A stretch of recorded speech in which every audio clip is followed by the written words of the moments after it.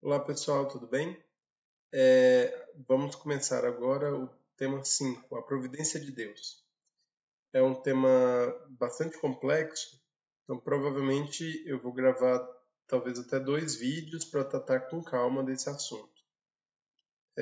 Então, vamos começar lendo o artigo. Deus pode intervir na história? O artigo começa assim. Para alguns, Deus não poderia intervir por uma questão de princípio, pois, depois de criar o mundo, ele se retirou dele. O mundo, para eles, funciona por si mesmo, com suas próprias leis. Outros sustentam que Deus intervém em certos momentos, especialmente quando é necessário corrigir o curso dos acontecimentos. E, finalmente, há quem pense que Deus está constantemente agindo em uma criação frágil e corrompida. Se a primeira ou a segunda opinião fossem verdadeiras, onde estaria a onipotência de um Criador incapaz de dirigir sua obra? Se a última fosse correta, onde estaria a autonomia e a liberdade das criaturas em seu agir? São 3 visões distintas, sendo que uma delas é a visão cristã católica. Se por um lado nós temos as visões divergentes da católica, que pensam que Deus criou um mundo, mas não intervém nele, ou intervém em pontos específicos, a outra, católica, entende que Deus criou e age constantemente na sua criação. Controlando, tudo está sob o desígnio de Deus. Nada foge à sua vontade. Cada uma dessas visões gera questionamentos. As duas primeiras, que são as distintas, geram o questionamento sobre a onipotência de Deus, ou seja, sobre o poder, se ele de fato ele é todo poderoso. Se ele criou e não age na sua criação, será que ele seria totalmente potência, né? Será que ele seria todo poderoso? Por outro lado, sobre a terceira forma de pensar, se Deus age na sua criação, onde estaria a liberdade das criaturas? Onde estaria a nossa liberdade? Se tudo que há, tudo que acontece, foi um desígnio de Deus, eu teria liberdade? Então a gente vai continuar para tentar chegar nessa resposta. A criação não está terminada desde o início, mas Deus se fez em statu viae, ou seja, em uma direção a uma meta ainda a ser alcançada. Deus não abandona sua criatura a ela mesma. Não somente lhe dá o ser e a existência, mas também a sustenta a todo instante no ser. Dá-lhe o dom de agir e a conduz a seu termo. O Deus cristão não é um relojoeiro ou um arquiteto, que, tendo completado sua obra, perde interesse nela. Essas imagens são típicas de uma concepção deísta, segundo a qual Deus não interfere nos assuntos deste mundo.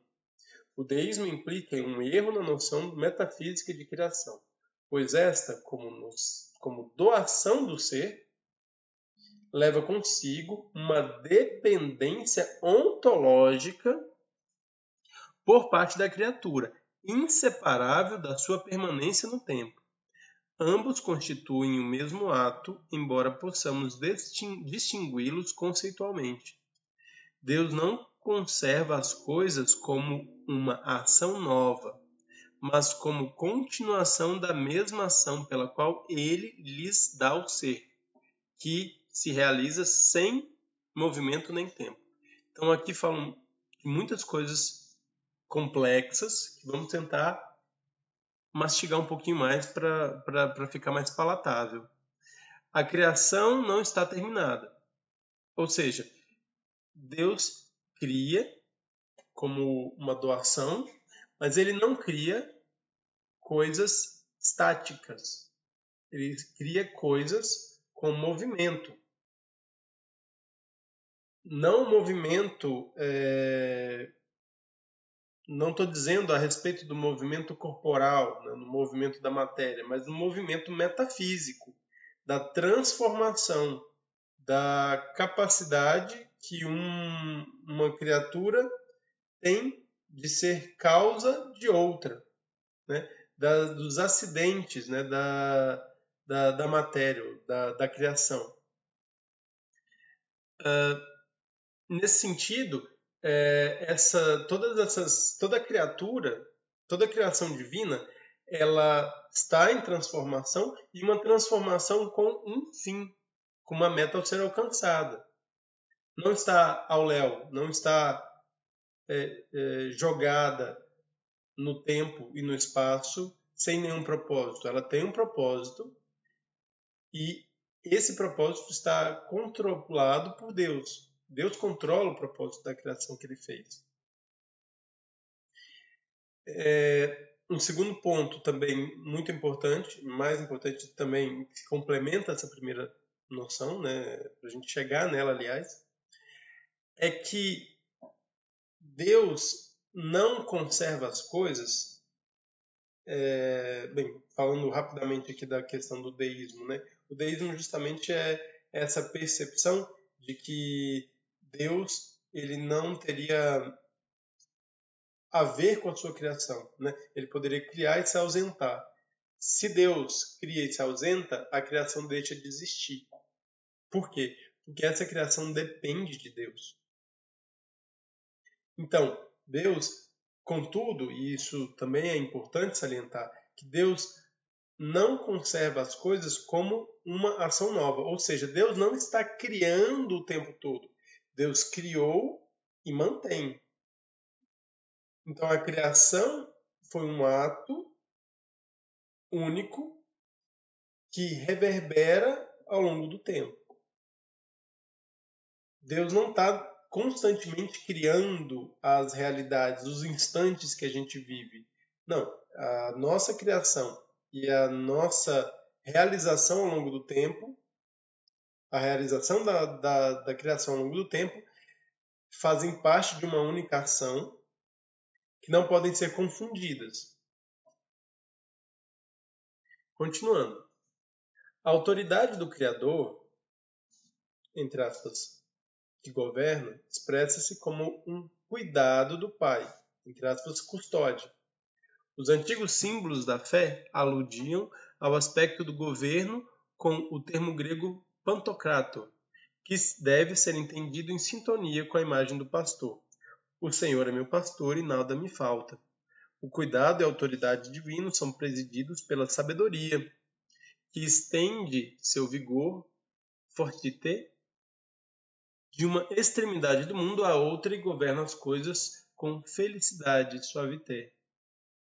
Deus nos escolheu antes da fundação do mundo para sermos santos e íntegros diante dele no amor, conforme o desígnio benevolente de sua vontade. Ele nos predestinou à adoção como filhos, por obra de Jesus Cristo, para o louvor de sua graça gloriosa. A predestinação do homem e do mundo em Cristo, Filho eterno do Pai, confere a toda a doutrina da divina providência um caráter soterológico e escatológico decisivo, situando-a em um nível diferente da concepção do destino dos antigos. Então vamos tentar entender um pouquinho, né?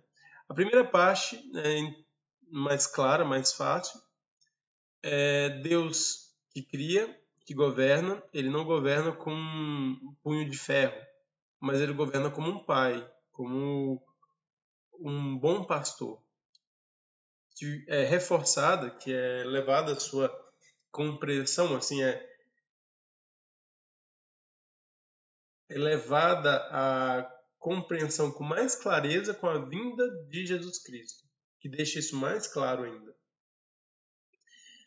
Contudo, aqui entra um ponto muito delicado sobre a predestinação, se nós cremos que Deus age e pensa, né, age, né, ao longo da criação, e que ele foi capaz, né, como Todo-Poderoso, capaz de criar toda a criatura e pensar no seu destino, a gente coloca a questão da predestinação. Ou seja, se eu sou salvo porque Deus quis, e então existem pessoas que não são salvas porque Deus quis também. Então, na verdade, não importa o que eu faça, se Deus quer que eu seja salvo, eu vou ser salvo. Não existe aí liberdade, não tem por que eu lutar.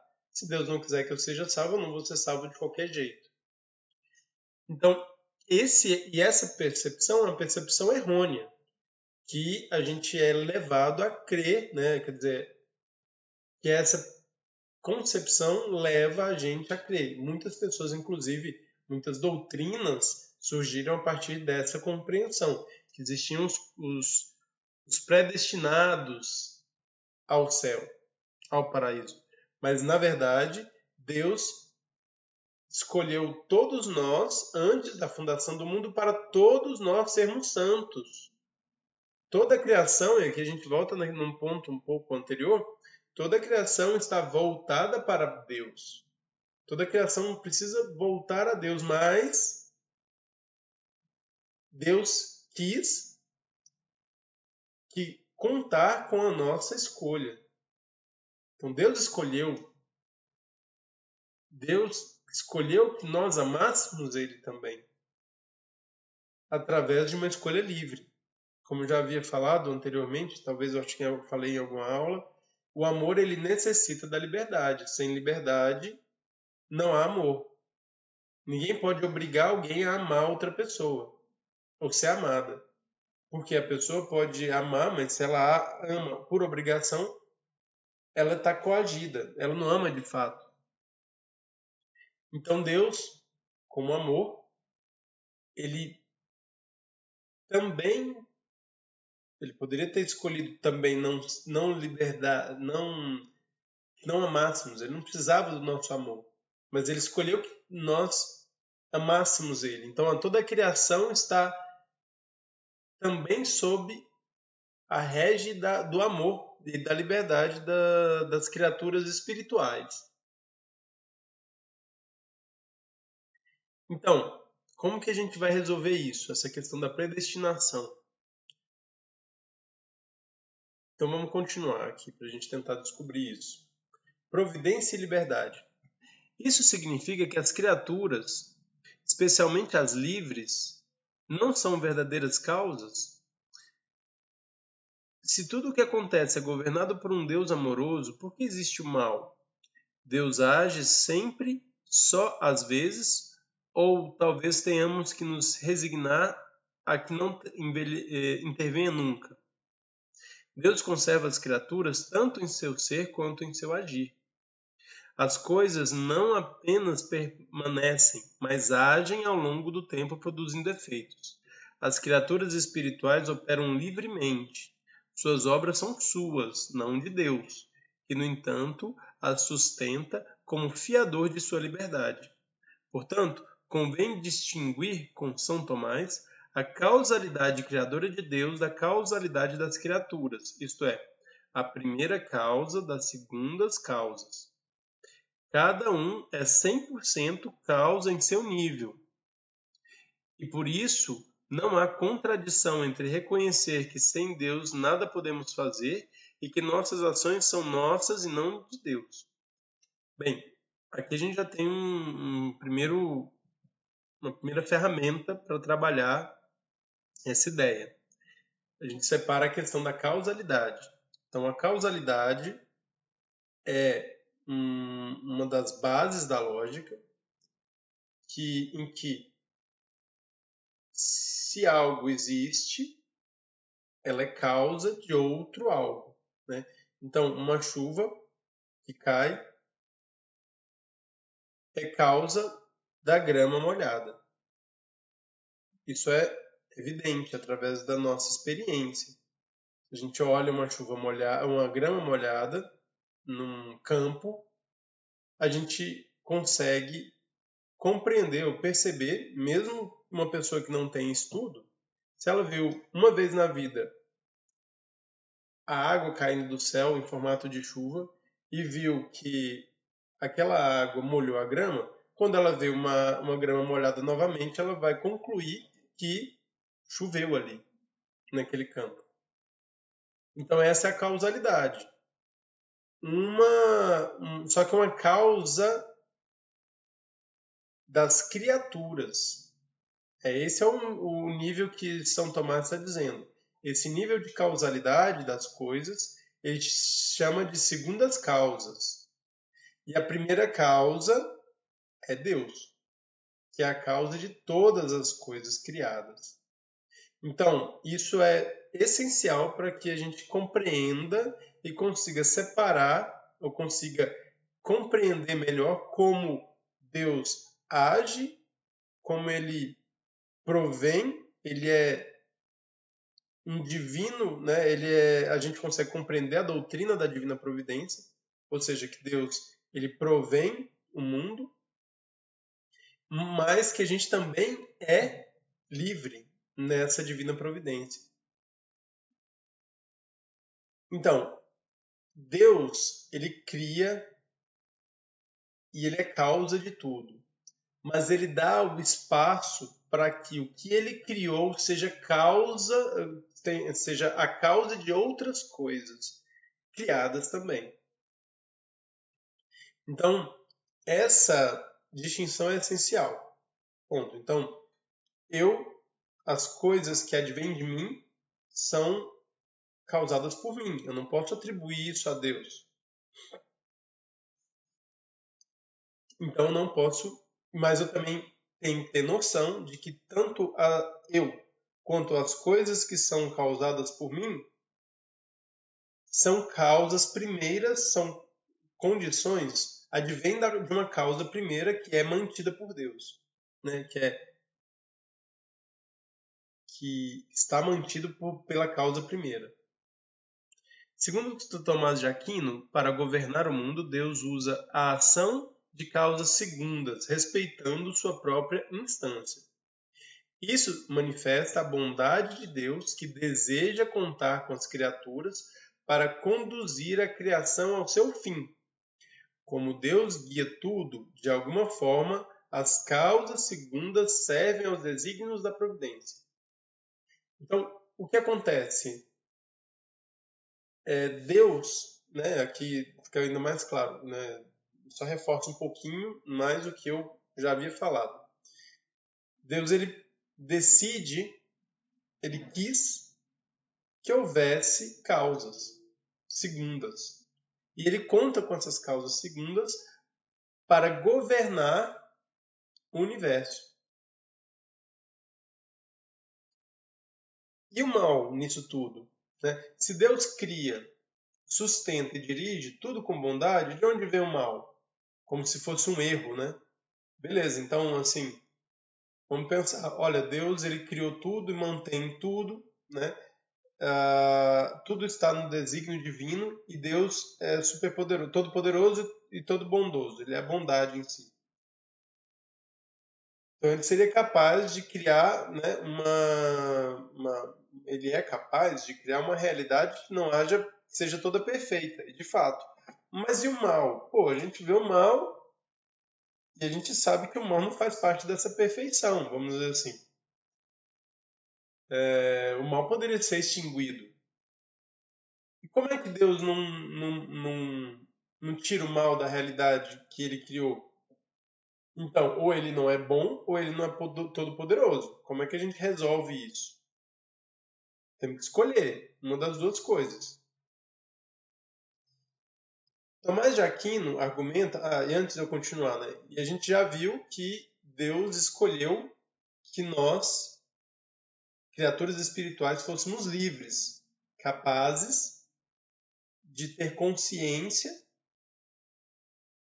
das nossas ações, de sermos causa daquilo que agimos, né? Daquilo que nós causamos, que nós tenhamos consciência disso, escolhemos causar. As criaturas não espirituais, elas não têm essa consciência, não pode ser atribuído a elas erros morais, porque elas não têm consciência daquilo que elas causam. Um animal, por exemplo, não tem consciência do mal das suas ações, ou não do mal, né? Porque esse mal é mal moral, vamos dizer assim, né? Mas um leão, ele não tem consciência da maldade, quer dizer, não da maldade, né? Mas estou caindo nesse erro, mas das consequências de morte para a vida de um ser que ele abate. Ele está preso àquela realidade. Ele não pode ser, né? Quando um leão mata uma criança em defesa, ele não cometeu ali um mal moral, porque ele não tem consciência daquilo. Ele está preso nos seus instintos, porque ele não é uma criatura espiritual. Já o homem, que é uma criatura espiritual, ele tem consciência do que ele causa.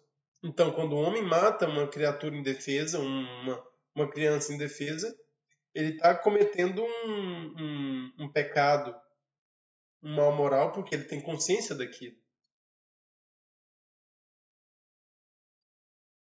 Então, continuando, Tomás de Aquino argumenta que a providência divina não exclui o mal nas coisas. Deus não o causa, mas também não suprime a ação das causas segundas, que podem falhar. O defeito de um efeito da segunda causa é devido a ela e não é imputável à causa primeira. Deus Todo-Poderoso, sendo extremamente bom, de modo algum permitiria que nenhum mal existisse em suas criaturas se ele não fosse tão bom e poderoso que pudesse tirar o bem do mesmo mal.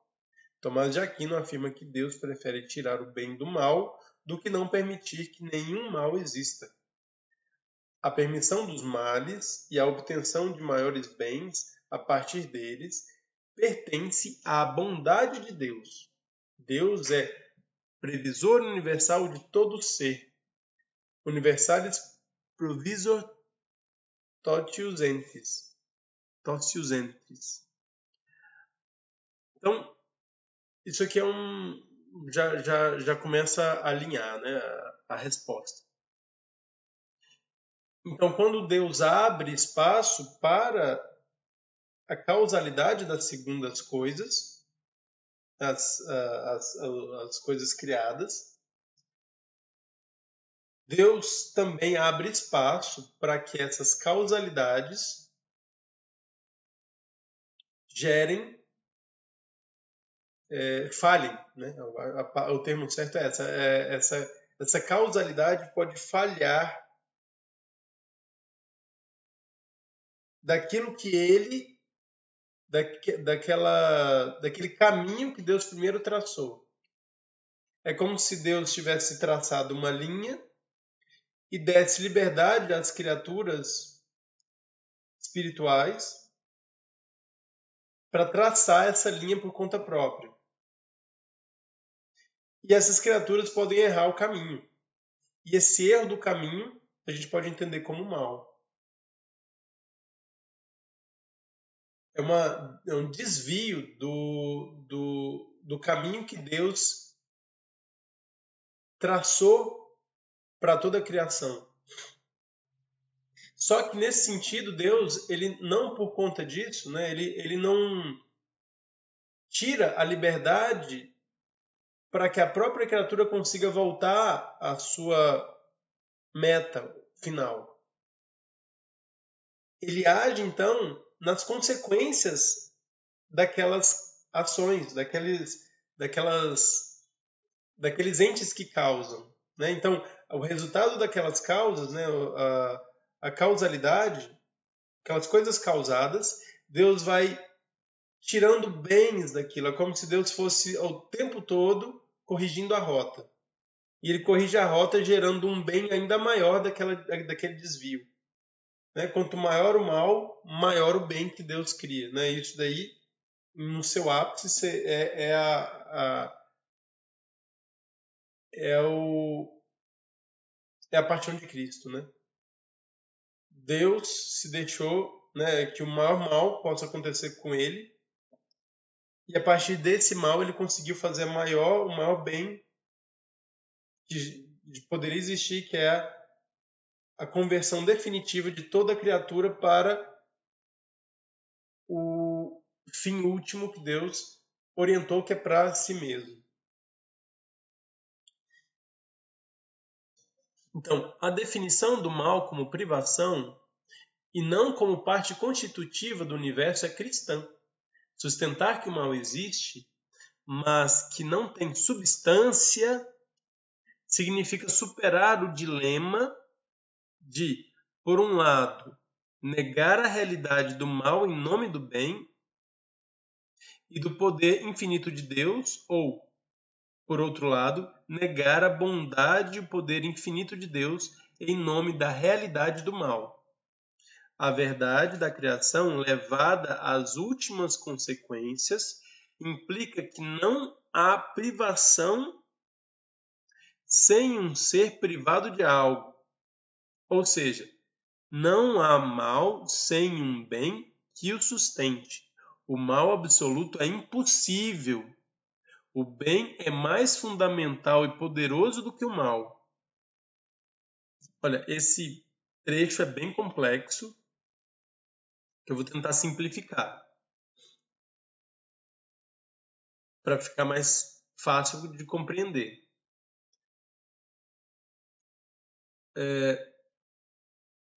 Na concepção dualista, existe um bem e um mal, e os dois são complementares. Ou seja, o bem e o mal é como se fosse o positivo e o negativo, como se fosse o masculino e o feminino. Essa concepção não é cristã. A concepção cristã em relação ao mal é que o mal ele é ausência, é diferente. Quer dizer, o escuro só existe porque existe a luz. Se existe o escuro, é prova que a luz existe. Se o frio existe porque o calor existe.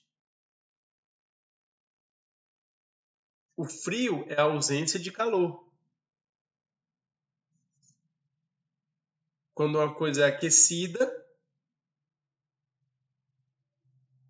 uma coisa quente que se esfria, né, que perde caloria, ela se esfria. Então, o frio, ele não tem uma substância, ele é a ausência de calor. Da mesma maneira como o mal, ele não é uma substância em si. Deus é o bem. O mal como substância não existe. É a ausência de Deus. Então, o demônio, ele não é a essência do mal. O demônio é um anjo, é uma criatura divina que foi criada livre e usou da sua liberdade para escolher um caminho diferente do que o proposto por Deus. Esse caminho diferente, esse desvio, por ele ser uma criatura espiritual, não tem volta. Não tem remissão, porque ele tinha total consciência do que ele estava fazendo, do que ele fez naquele instante. Contudo, mesmo dessa criatura, Deus tira um bem maior, que é a remissão de toda a humanidade, de toda a realidade. O próprio Cristo é essa abundância do bem gerado do mal supremo, não, do mal maior. Mas isso é fundamental para que a gente consiga compreender essa questão do mal pela perspectiva cristã católica. Então, continuando, assim a gente já encerra. A pergunta, se Deus existe, de onde vem o mal? Tomás de Aquino responde: se o mal existe, Deus existe, pois o mal não existiria se desaparecesse a ordem do bem, cuja privação é o mal, e tal ordem não existiria se Deus não existisse. Bem, então, essa questão, ela, para muitos, ainda está em aberto, tanto é que dizem, né, que o maior um dos maiores questionamentos que se pode fazer a um cristão católico é o mal, né? Por que que Deus permite o mal? Mas que a resposta está nisso, né? Na percepção clara de que o mal não impede que Deus seja bom. Ele não é excludente, né? De que a bondade de Deus supera o mal porque ele consegue tirar do mal um bem ainda maior. Quanto maior o desvio, maior a correção. Se o desvio é a maldade, maior é a correção. Quanto maior, é como se, né, a criatura, Deus desse à criatura a capacidade de se esfriar. Mas quanto mais a criatura se esfria, mais Deus gera calor. Então, quanto maior o mal, é como se a criatura ela pudesse tentar ser o mais mal que ela pudesse ser, mas quanto mais mal ela pudesse ser, maior é o bem divino. Então, no próprio texto está falando, né, eu não vou ler, mas ele fala que a própria existência do mal é uma prova de que Deus existe, porque o mal só existe porque o bem existe, né? Como eu já falei naquela outra analogia, né, com calor e com frio, com a escuridão e com a luz. Bem, pessoal, é isso. Eu espero que vocês tenham gostado, né, e a gente segue. O comentário foi rápido, né? Mais rápido do que eu estava pensando, mas a gente segue então na discussão no nosso próximo encontro. Muito obrigado, um grande abraço.